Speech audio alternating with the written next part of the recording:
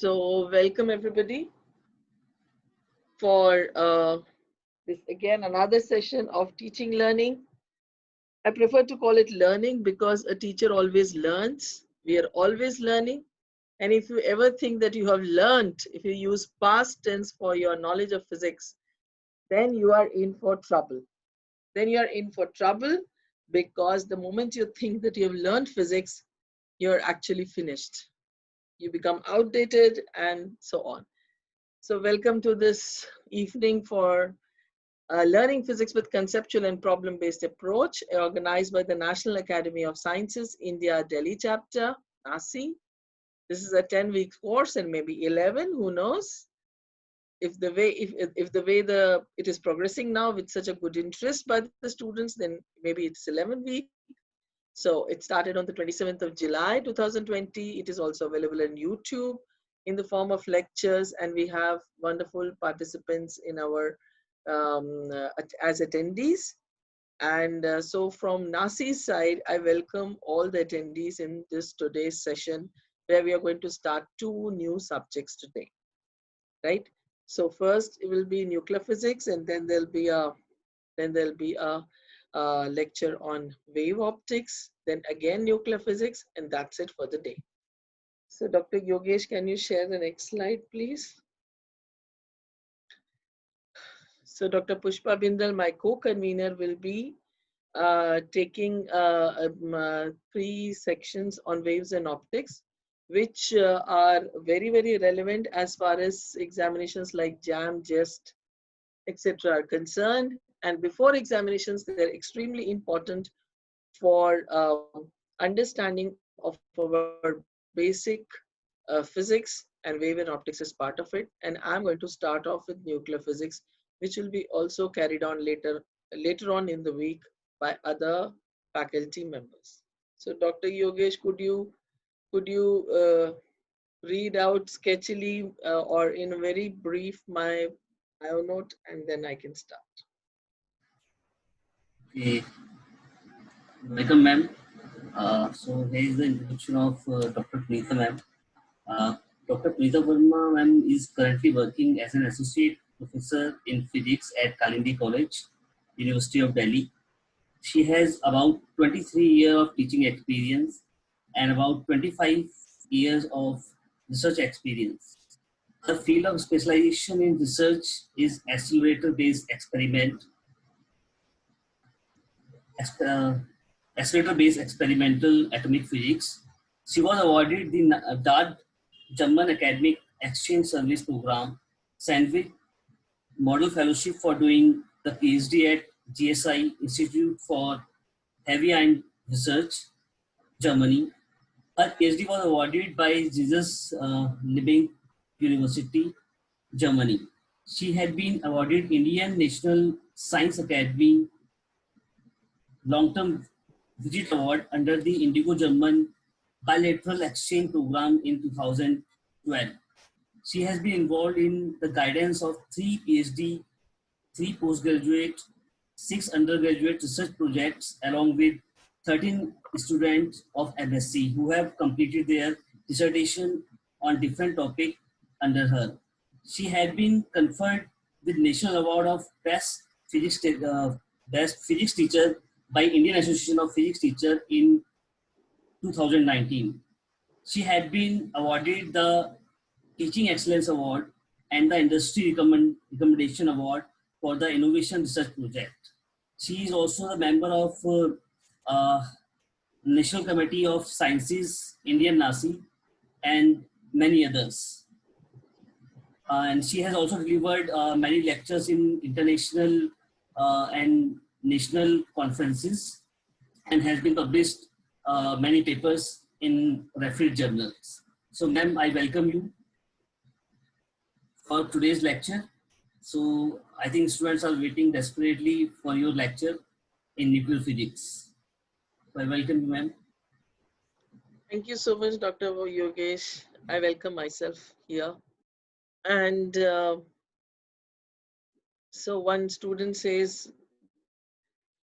keep one day session of teachers to give us information about fellowships and opportunities to PhD abroad, it will be very helpful to us. Yeah, if you want that, we will definitely do it. You see, at any time when you in life, you should always ask yourself, is it is there something useful that I can do? Is there something nice that I can do which will be helpful to others? And then whatever your conscience gives you as an answer, you should follow it.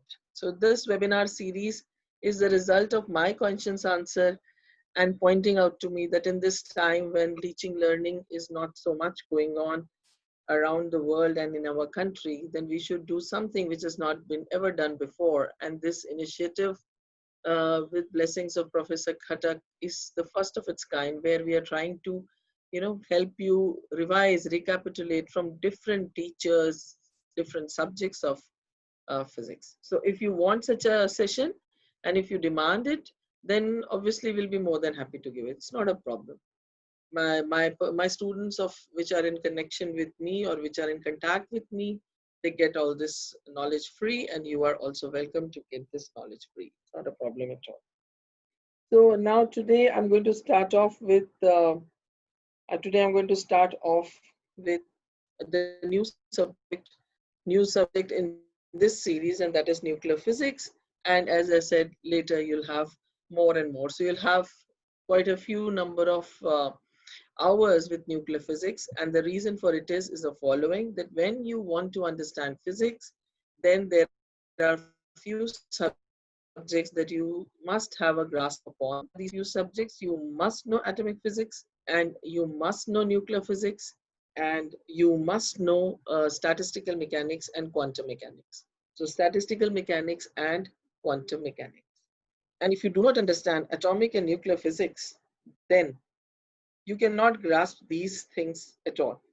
So uh, if that is the case, just give me a fraction of a second for an emergency which I have to turn to. Just 1 second.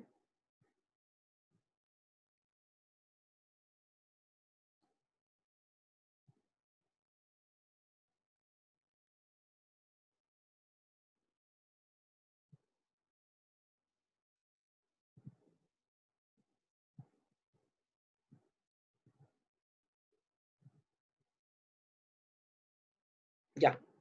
So now, in nuclear physics, what is it that we must grasp upon? The moment we talk about nuclear physics, automatically we are thinking about the Rutherford's model of the atom.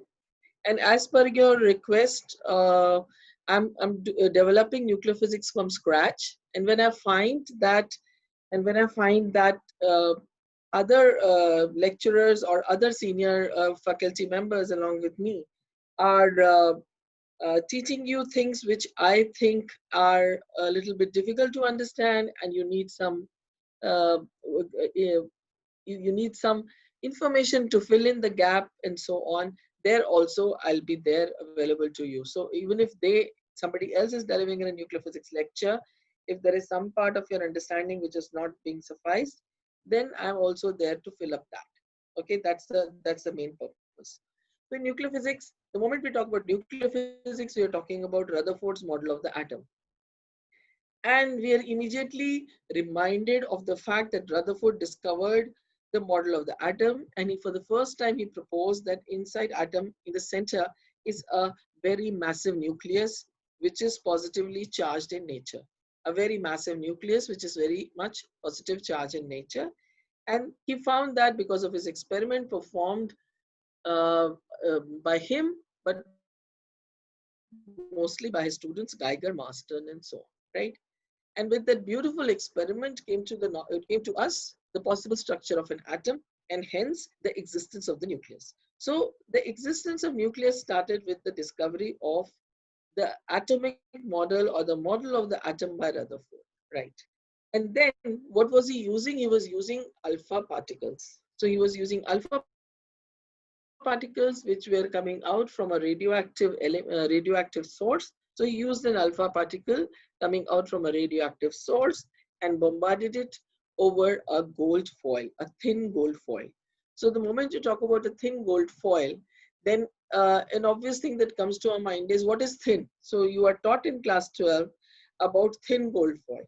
You take up a alpha particle coming out from a radioactive source. The radioactive source is such which emits alpha particles. Example, you can take americium-241 radioactive source. So americium-241 radioactive source is an alpha emitter. It emits alpha particles, right? And this americium-241 radioactive source has a very, very long half-life. You all, I'm sure, are aware of what is half-life. So half-life is the life up to which a particular radioactive element lives, and after that half-life it is reduced to half of its initial quantity. What is the initial quantity? The initial quantity is the quantity that was observed by you at a particular time when it was. So the first half-life will be measured from the date of its manufacture. So if you have an alpha source, as example 241 americium, which is a radioactive element, and it emits alpha particles, you have to have a radioactive source which emits alpha particles. Such an example is 241 americium, and its half-life is long. It's about 231 something years, right?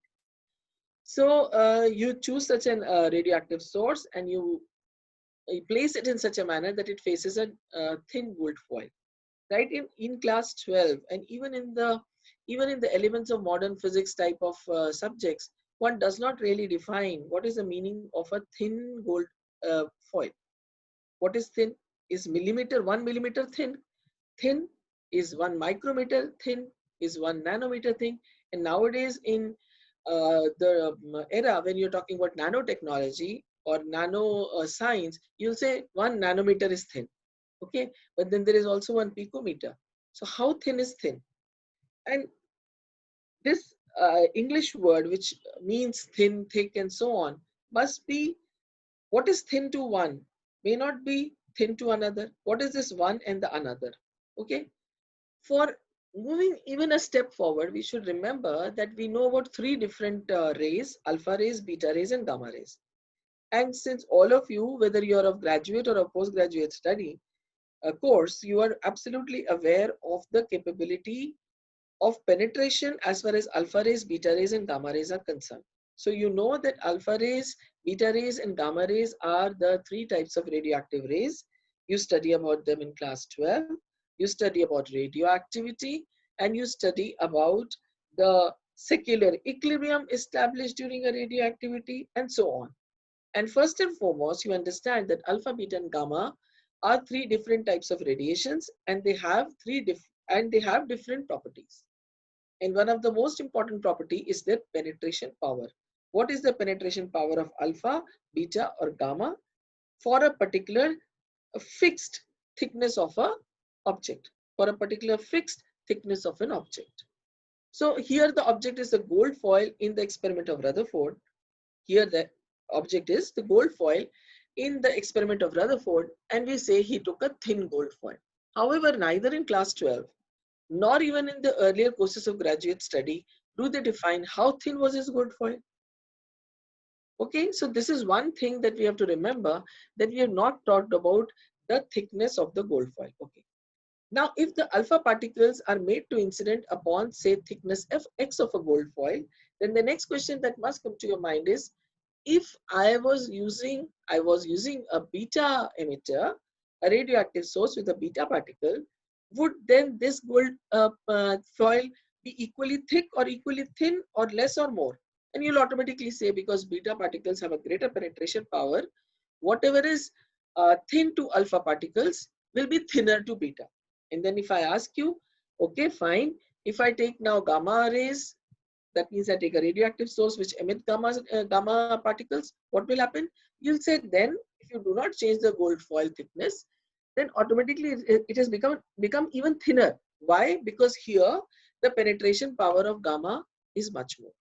So you see, the very moment you think about Rutherford model of the atom and the fact that it led to the understanding and the presence of a nucleus and hence nuclear physics, we must understand how it was discovered and what are the factors involved in this very simple Rutherford model of the atom.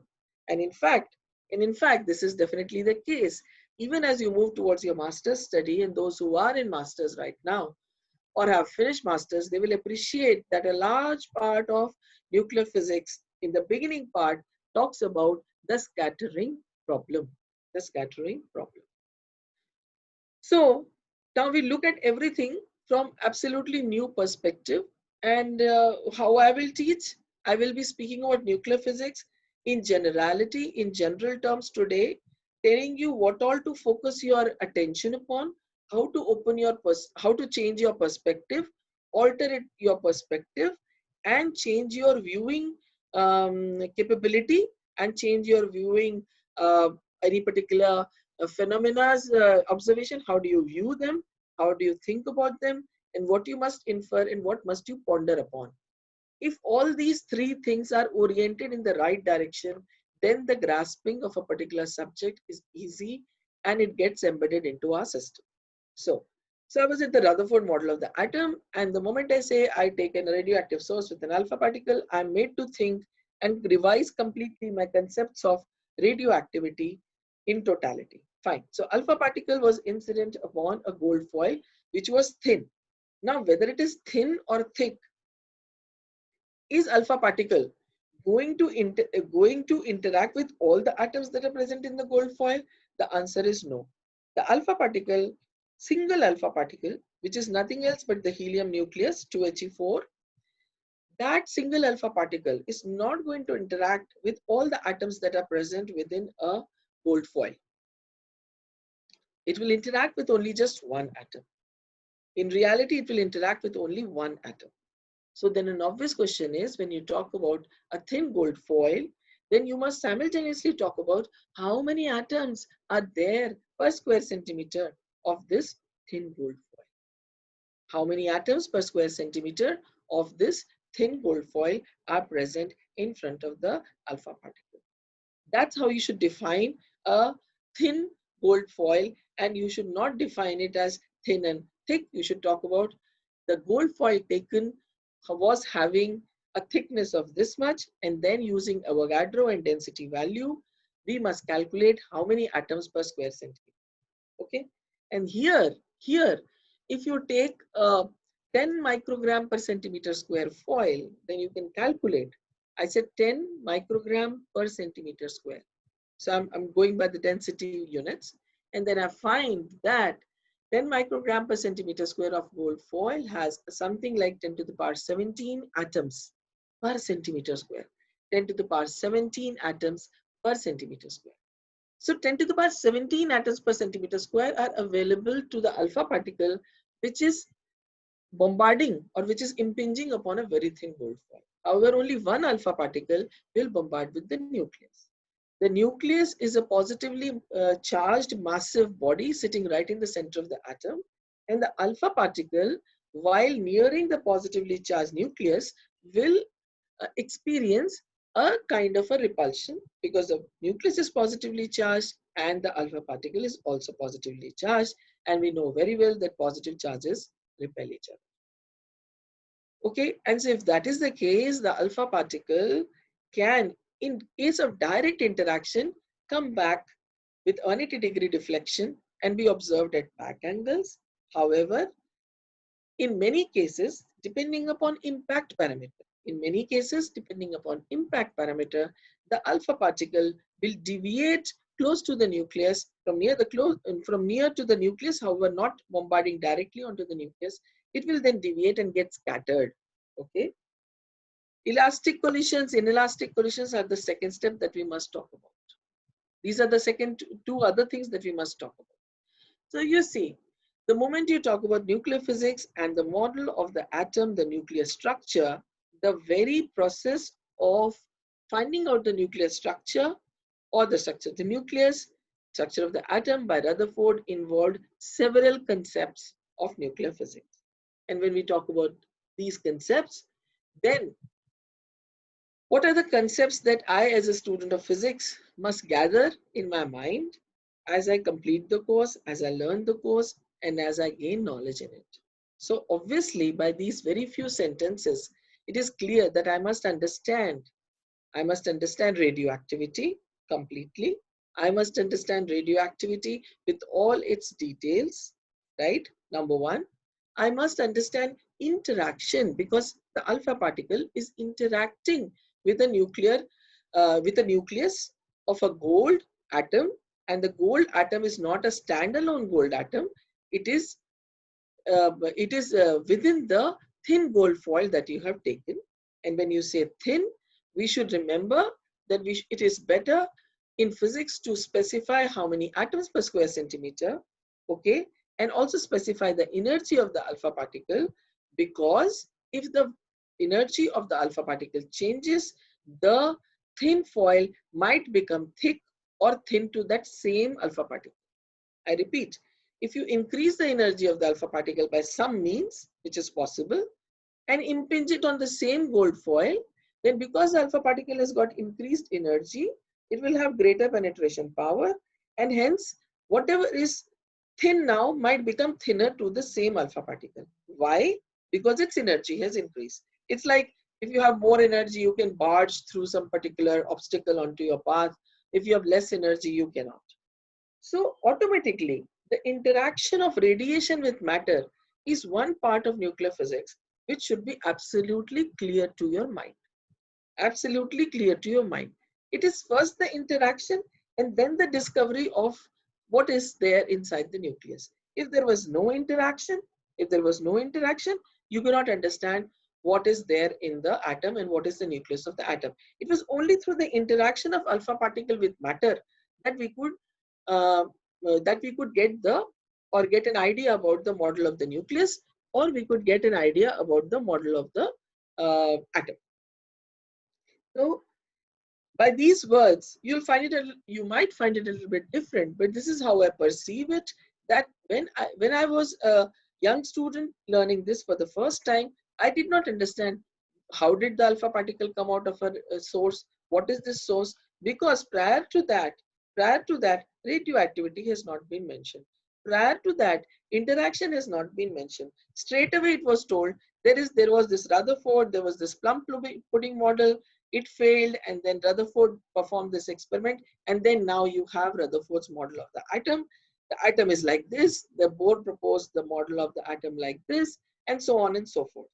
And the prior question in the brain remains unanswered, that why was alpha particle chosen?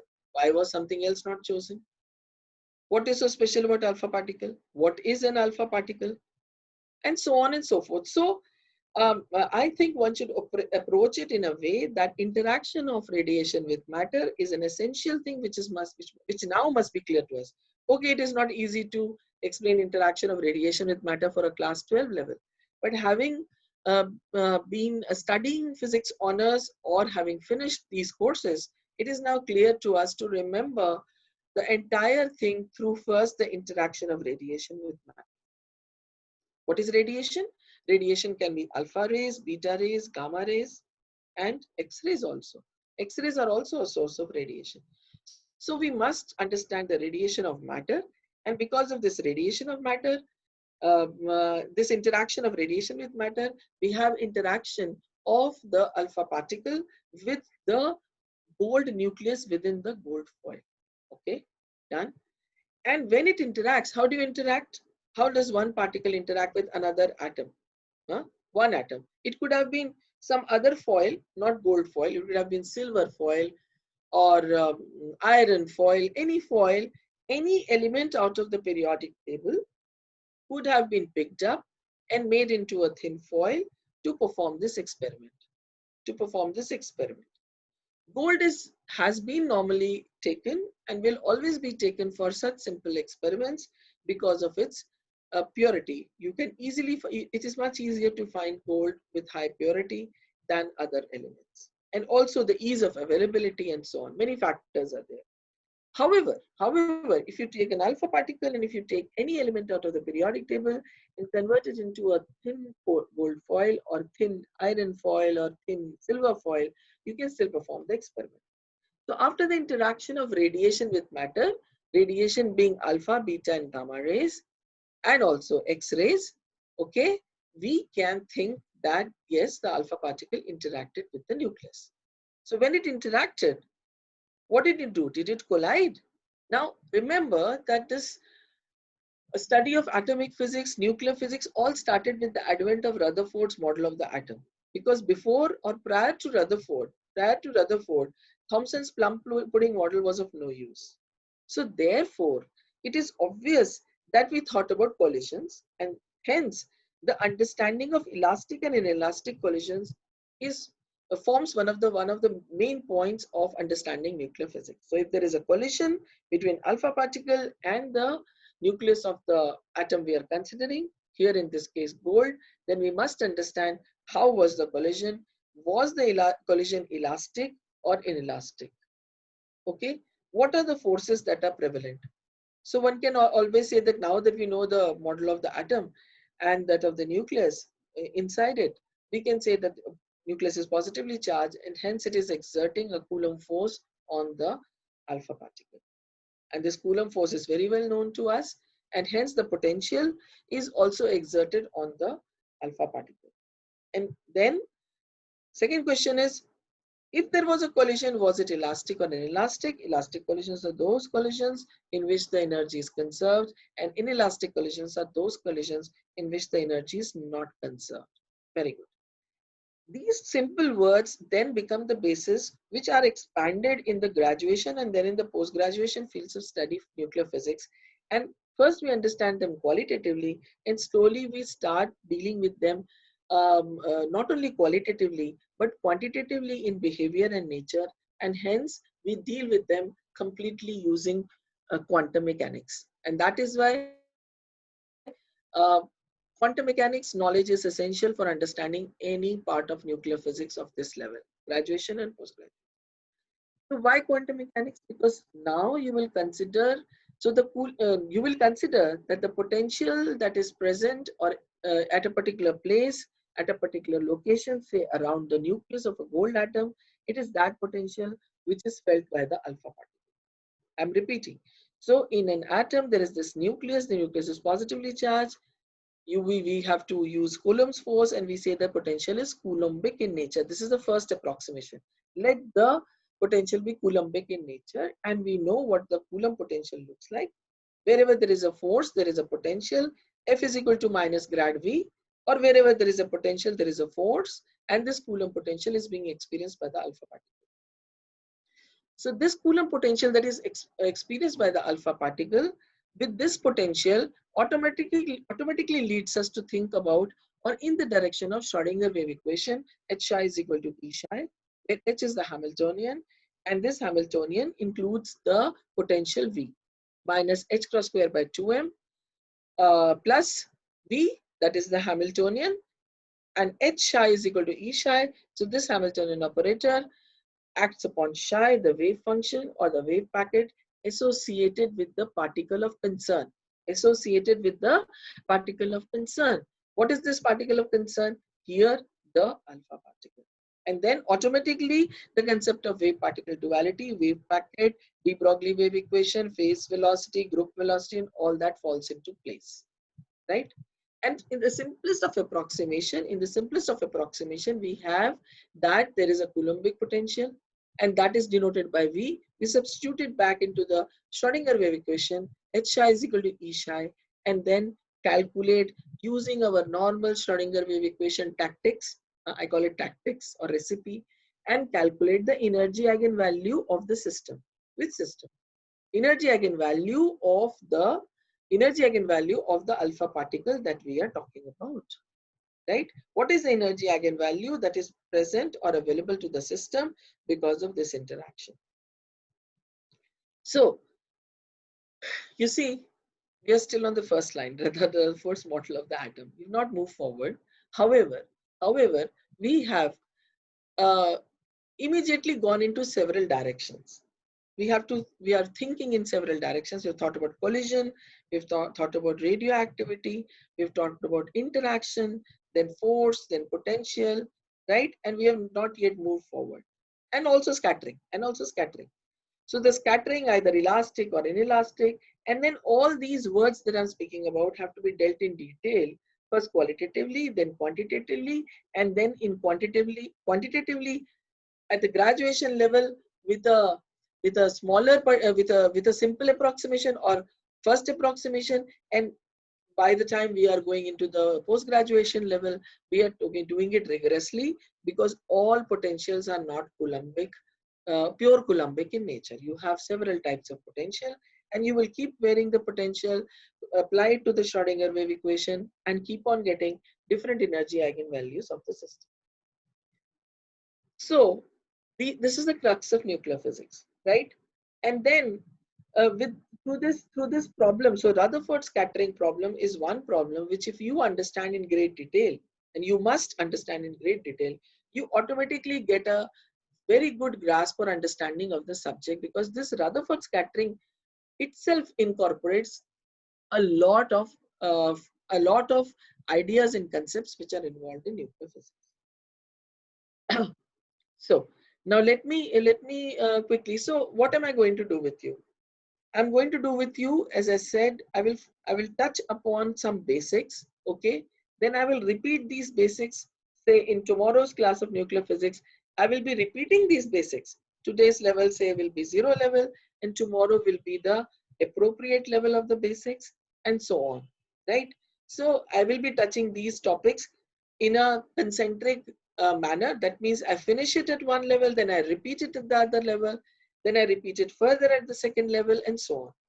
So for whatever I've said till now, it is clear about how many fields we are talking about, subfields or subtopics or whatever you might call sub portions within this nuclear physics, right? And what I did not speak about was the structure of the nucleus. We were talking about the interaction, the scattering. But you see, why am I speaking about this first? When you'll open a nuclear physics book, you will first find that the nuclear physics book will first talk about nuclear structure. My question is, how did you get the nuclear structure? You got the nuclear structure through a particular way. What was that way? You performed an interaction. Otherwise, you would never know what is the structure of the nucleus. So Rutherford, because of the interaction of alpha particle with the gold foils nucleus, could come to a conclusion regarding the presence of the nucleus. Okay, presence of the nucleus, and that it was positively charged, and it was only subsequently by usage of several concepts of nuclear physics that we could come to the conclusion of what we know about nucleus till now, right? The structure, its details, its properties, and so on. However, if you open any book of nuclear physics, they first talk not about interaction, they talk first about the structure. And an obvious question that comes to our mind is, how did they come to know about it, right? So the answers that we see the answers or the facts that we see about the nuclear structure in our standard textbooks and knowledge are basically coming out because of the interaction, because of some kind of experiments, and so on. And some of the properties have been measurable through various ways, and all that must form an integral part of nuclear physics. You can also say that this is basically a reaction. So you can say scattering is also a kind of a reaction. Interaction is also nothing else but a reaction. So automatically, because it is clear to us that since we cannot see either the atom or the nucleus, it is definitely by some methodology that we are aware of its structure in great detail, okay, and its behavior, its properties, etc. So nuclear reactions form a very important part of understanding nuclear physics.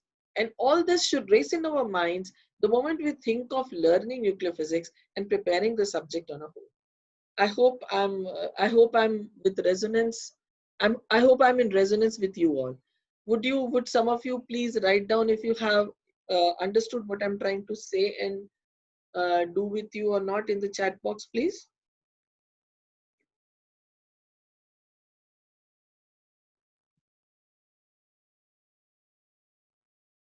Okay, that's enough. Yeah. So this is a bit different. You say you open any book, you'll find they'll talk about structure. So what are the properties of a nucleus? We know there is a nucleus, and we know there is a positively charged, and we know that it consists of protons and neutrons. Neutrons are not having any charge, and protons are having positive charge. This we understood way back in class 12. What is it that we have to grasp now? So I told you, you must understand interaction of radiation with matter, and that is why interaction of radiation with matter is a complete paragraph in the syllabi, and it is a complete topic which must be clear to us. And if that is clear to us, then the second part is what is nuclear reaction, what are the different types of nuclear reactions that we know, and they should be understood from the perspective that it is only through these reactions that we are able to know about the nucleus. Our knowledge of the nucleus has now reached a level which is known to you at present. It is only because of the nuclear reactions. So how many types of nuclear reactions are there? What are the kinds of nuclear reactions are available? And what have those reactions led to? Just because something is reacting with somebody, why should we as physicists connect to that? Something is reacting with something, okay, fine, let it react. So the moment you read a reaction, your automatic question that should come to yourself is that, what has this reaction led to? How has it increased our knowledge of the nucleus? How has it increased our knowledge of the nucleus structure or its composition or its behavior? So each and every reaction which is well known till now, has led to either understanding of the nucleus structure or its composition or its behavior with some other quantities in physics. So as I said, radioactivity, one whole portion, interaction of radiation with matter is second portion, and nuclear reaction is another portion. So you see, you yourself understand how come a nuclear physics syllabus consists of all these things. It consists of all these things because these are the very components of a complete puzzle, which when fit together gives us a complete understanding of nuclear physics. So unfortunately, I find that when students start studying nuclear physics, they do like that. Okay, I've done structure. I understand what is structure. Okay, yes, the radius is this, mass is this, and the magnetic moment is this, spin is this, and so on. Yes, but do not deal with the subject in a piecemeal fashion. See it as a totality, as a beautiful movie, and therefore, and if you do that, if you try to do that, the whole thing emerges as a very, very logical thing to you. Okay, and definitely then you start enjoying physics, and when you start enjoying physics, it automatically becomes very easy and manageable to you. So I talked about interaction, I talked about reaction, and I talked about the radioactivity, three big cases, the three big facts, and then we just sit back and think, that what is lacking? What topic have I missed? The topic that I missed is the nuclear structure. The nuclear structure, how have we known what is known to us? We have known what is known to us because of several machines and because of several, gadgets, which are actually detectors and accelerators. So the understanding of the nucleus till the time the first accelerator was built was up to a certain level, and it went on to it took a great quantum leap and reached another level because of the advent of accelerator and accelerator related technology. So accelerator related technology and its simultaneous development of different type of detectors, both these things simultaneously helped us immensely in understanding nuclear structure, composition, its energy levels, and its reactions. So, and with these accelerators, well, all of you are very well aware of CERN and so on, and a little bit understanding of accelerator and how it works is essential, irrespective of whether you are actually asked to study an accelerator or not.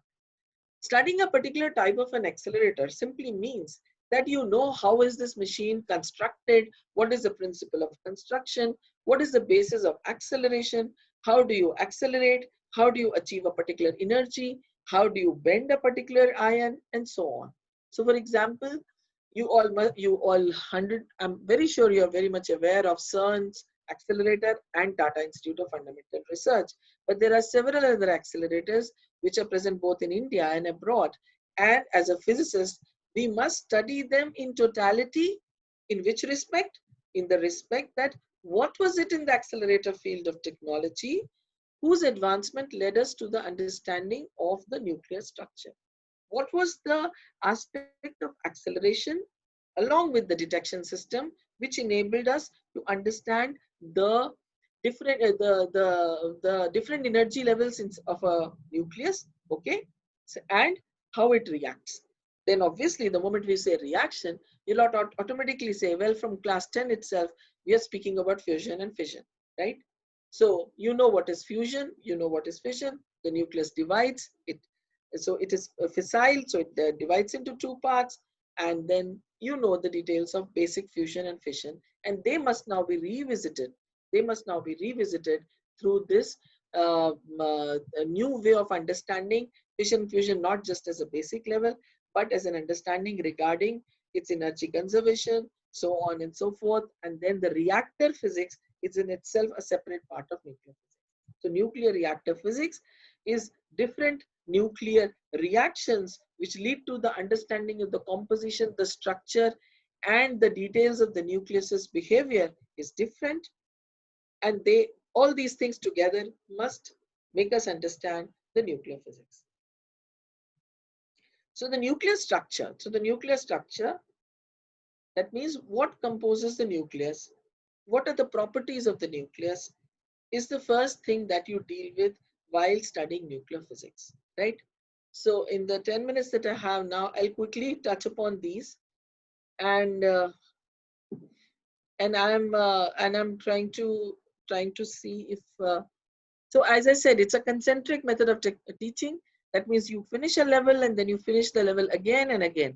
So by the time you reach the third circle, your mind has gone through the whole of the course 3 times, not just one. Okay, and to my mind, this is a very good way of understanding something. And and whatever I cannot show here because of the paucity of time will obviously be shared with you on the WhatsApp group, as you know very well. So I will now go to the slide share. Can you see my slides? Hello, is my slide visible? Yes, ma'am, it is visible. Okay. So I've just tried, you might say that, oh, why in a nuclear physics lecture you have said all these things? Because I think as a student and also as a learner of physics, I always wondered why are these components here? But I never found anybody, or I never found even a book explaining this connection between all these. Why are all these components a part of nuclear physics? Just because there are books written on it? Just because it is there since for historical reasons and so on? But slowly you understand that how these all components fit together and lead us to a beautiful understanding of the nucleus. So here I just present, as I said, the 0th level of understanding of nuclear structure, nuclear physics at the basics level. This is not all. Okay, this is just the nuclear structure. So in the nuclear structure, we are supposed to understand nuclear composition, some of the nuclear properties. So in nuclear composition, we must know what is it composed of. Well, we know it composes of protons and neutrons, but at the third level, this nuclear composition would be much, much more detailed. And nuclear properties, what is the size, what is the angular momentum and magnetic moment, and then the stability of the nuclei. That means we must be very well versed with binding energy graph, how it leads to the stability of the nuclei, what is the stability graph of the nuclei, what is the n by z graph, and why is it so important that even at the even at the doctorate level, the students talk about, think about, ponder about, and do experiments near the stability line or away from the stability line. Okay, we'll talk about that. So stable nuclei, what is stable, how the neutrons and protons have contributed to it, and what are the combinations and so on. So why some combinations of neutrons and protons are more stable than others. And then binding energy, that means how they are bound together. We know what is binding energy of electrons in an atom. Okay, for example, in hydrogen atom, you know the binding energy of the first level is minus 13.6 electron volt. This too was taught to you in class 12 itself, right? So the binding energy of all the nuclei in totality, that means you must be able to understand binding energy with the entire periodic table in your mind, right? And then the models, which are also important for from any point of view regarding your examinations, whether they are university examinations or understanding or competitive examinations. The different models of the nucleus are important, and they have to be studied in a two-step manner, one at the basic and then go on detail with rigorous mathematics. Never should a subject be studied only with rigorous mathematics in advance if you want to grasp the concepts. First grasp the concepts and then dive down deep into the mathematics and enjoy it. So liquid drop model, shell model are the two models which we must understand, and then will also come the Fermi model, right? And then how are the nucleons held together? What is nuclear force? Of course, we know what is nuclear force. Then Meson theory of nuclear forces and so on. So in the next 5 minutes, I'll just fleetly show you through some of the slides, which is a kind of an initiative, which is a kind of an initiation of yours into nuclear physics field, which is well known to you. However, maybe you have not delved upon in detail in each and every topic. So systematic examination of general nuclear properties. You have to have masses. You have to understand about the mass of the nucleus and how the matter is distributed. Okay. The size, the shape, the mass, and the relative stability of the nuclei to follow the patterns that can be understood and interpreted with two models. What are the two models? Average size and stability of a nucleus can be described by average binding of the electrons in a macroscopic. So we want to understand what is the mass of the nucleus, what is the size of the nucleus, and so on. What is the shape of the nucleus, and why some nuclei are more stable, why some nuclei are less stable, and so on. So average size and stability of the nucleus can be described by average binding of the nucleons. Okay, and detailed energy levels. Whose energy level? The nucleus has energy levels, right? So the detailed energy levels and decay properties, they have to be evaluated using a quantum mechanic or a microscopic model. So you can also say that nuclear physics should be first studied at the macroscopic model and then at the microscopic model. Now we have seen this, I'm sure you have seen this graph in either your graduate or a postgraduate study. The density of nucleons, if I plot them per Fermi meter cube, I hope you know what is Fermi. 1 Fermi is 10 to the power minus 15 meters. If I plot number of nucleons that are present in a volume of 1 Fermi meter cube and plot it with respect to the radial distance, then I find that the density of the nucleons, the density is what you have on the left, on the y-axis, the density of the nucleus, for example, in cobalt and gold. Why have they chosen this? Look, the atomic number is 27, okay, and gold is around 80. So almost double times, right? And even if you look at the mass numbers, they are widely different. One is near 60, the other is around 200. So plotted versus radial distance from the center, the values of the nuclear radius is, as you know, is given by 1.2 a to the power of 1 by 3. What is a? A is the mass number. So for cobalt, it will be 59, and for gold, it will be 197. What do we observe? We observe that as the radial distance increases, the density of the nucleons remains constant, right? Even though the two nuclei have very different mass numbers. That means the number of nucleons constituting these two nuclei, cobalt and gold, are quite different. So as you know, in order to calculate number of neutrons in cobalt, all you have to do is 59 minus 27. You get a value of, so you can do 60, so almost half, and 197 minus 79, you'll get some 100 plus values. Okay. So number of neutrons is different, number of protons is different. However, the density is a constant as the radius of the nucleus increases. So RCO, the radius of cobalt nucleus, and RAU, the radius of the gold nucleus, is also indicated in the figure for the two nuclei. Radius is different, but the density of the nucleons remains constant to almost a distance of 4 to 6 Fermi in these two cases. And then if you keep on increasing the distance even further, only then the density might decrease. Ma'am, can I take just 5 minutes more? So just one more slide, and then I finish. Okay, so I will take another lecture after ma'am finishes. So for the present, that means we have to, when we think about size, we must not think about just the radius and the formula R is equal to R0 a to the power 1 by 3, which is a very simple formula, and we substitute and get the radius of the nuclei. We have to remember that the density remains constant. This is obviously a second step inference and is important for proper grasping. And now you know that if you want to calculate the nuclear mass, and how do you do it? You can take the mass of the nucleus multiplied by c square, then you can take the mass of the atom, m, and c square, and then you can calculate the binding energy.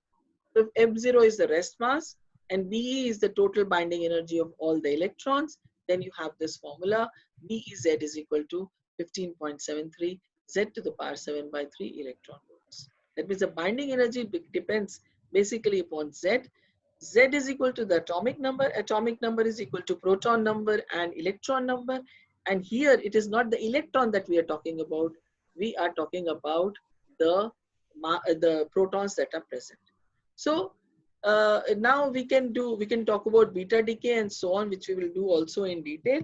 So I will stop presently for this particular hour and continue later on after Dr. Pushpa Bindal's talk. So I hope with this a small introduction, which will definitely continue for another hour also, you have understood what I have tried to say regarding the alteration of perspective with which you must study this particular subject. So with these words, I will stop right now. Dr. Yogesh, I request you to stop the recording.